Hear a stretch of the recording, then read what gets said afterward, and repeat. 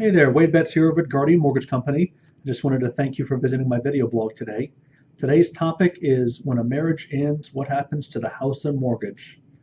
I know this is kind of a depressing topic to talk about, but please bear with me as it has a lot of importance into your financial future here. So when a divorce happens and there is a mortgage involved, it's very important to know what the plans are for the home.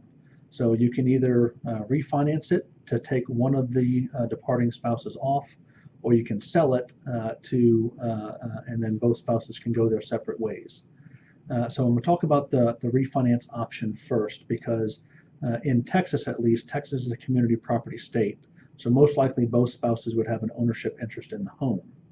So a refinance is not necessary if you're going to dictate in the divorce decree who's obligated to make the payment. The downside of not refinancing, though, is that the departing spouse's credit is still tied to that property. So if the occupying spouse were to ever miss a payment, the already departed spouse would have their credit score negatively affected in a big way. So it's my recommendation, if you're able to qualify, that you always refinance if one of the spouses are keeping the home. So the timing of that, though, will dictate whether an ulti-lien is used. So in Texas, if you are trying to refinance a home to remove one of the spouses from their obligation, a lot of time you need to take cash out to pay the departing spouse their share of the equity.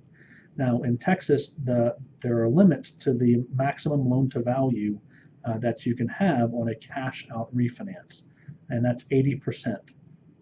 So depending on what the property appraises at and what you've agreed to pay your departing spouse, that may or may not be enough equity to take out.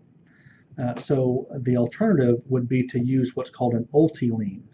Now, an ulti-lien is a lien that gets put on the property, and it is for the agreed upon amount that you've agreed, and it prevents the occupying spouse from refinancing or selling the property without guaranteeing payment to the departed spouse.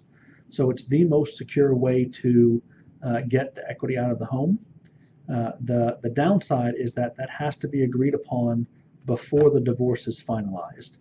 And sadly, a lot of people, when they come to me for help in these types of situations, the divorce is already finalized, and so that option is already off the table. And so we're stuck with the equity cash out option, which can be limiting in certain circumstances. So if you want to talk through this some more on that specific piece, by all means, just let us know. Of course, if you are selling the property, it's important that we speak as well. Of course, selling the property releases both spouses from the obligation on the mortgage, but then they have to move somewhere. So whether they're going to rent or if they're going to buy, they should at least have a conversation with the mortgage professional so they know their options.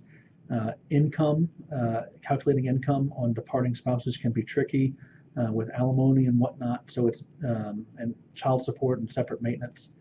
So it's very important to have an intelligent conversation on the front end so that you can make your plans when everything gets finalized. But these are very delicate situations, and I promise to handle them with great care and sensitivity. So if you or anyone you know is going through a divorce and there's a home or a mortgage involved, please refer them to us. We'd be honored to help them, and we'll take great care of them during this difficult time. So thank you for visiting my video blog, and if you need to reach me, you can do so with the consultation link below or at 214-361-5626.